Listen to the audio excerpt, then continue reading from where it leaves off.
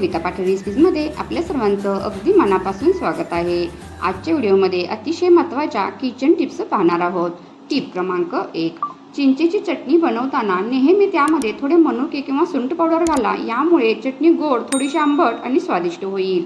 2, तुम्हाला पापड खायला आवडत असतील तर ते तळून घ्या आणि हवाबंद डब्यात भरा, फ्रीजमध्ये ठेवा। ते बरेच दिवस कुरकुरीत राहतील आणि तुम्हाला पुन्हा ते तळण्याची गरज पडणार नाही। टिप क्रमांक 3, हिरवी वेलची कुटून जास्त दिवस साठवू नये, कारण असे केल्याने त्याचा सुगंध निघून जातो। टिप क्रमांक 4, प्रत्येकाने वर्षातून किमान 15 दिवस दररोज जेवणाबरोबर एक लसूण पाकळी खावी। यामुळे रक्त पातळ होण्यास मदत होईल व रक्तपुरवठा सुरळीत होतो। टिप क्रमांक 5, मसाले जर दररोज वापरले जात नसतील आणि अधूनमधून वापरले जात असतील तर ते फ्रीजमध्ये ठेवा, म्हणजे वाया जाणार नाही।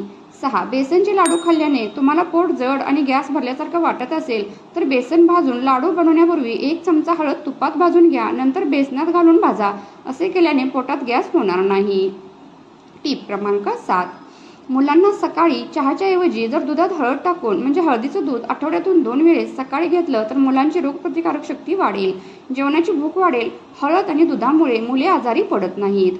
8, 1 महिनाभर दररोज सकाळी 1 कांदा चिरायचा, तो बारीक करायचा आणि 1 ग्लास पाण्यामध्ये उकळवायचा। हा काढा चहाच्या गाळणीने घालून सकाळी घ्यावा। यामुळे तुमची किडनी, लिव्हर कधीही जाणार नाही, त्याची सर्व्हिसिंग होईल। 9, जेवण झाल्यावर अर्धा ग्लास पाणी प्यावे व त्यानंतर 1 तासाने भरपूर पाणी प्यावे। यामुळे तुमचे अन्नपचन नीट होईल आणि त्याचं रक्तात रूपांतर होईल, हिमोग्लोबिन वाढेल, तुमच्या शरीरात शक्ती येईल। टिप क्रमांक 10, अंगाला जर खूप खास सुटत असेल तर लिंबाचा रस आणि हळद एकत्र करून लावल्यावर लगेच आराम मिळतो। टिप क्रमांक 11, डोकं खूप दुखत असेल तर कपाळावर लवंग तेल चोळा, काही मिनिटात डोकेदुखी गायब। 12, जेवणाबरोबर छोटा कांदा 1 दिवस आड खावे। यामुळे तुमची शुगर वाढणार नाही, हाय BP वाढणार नाही।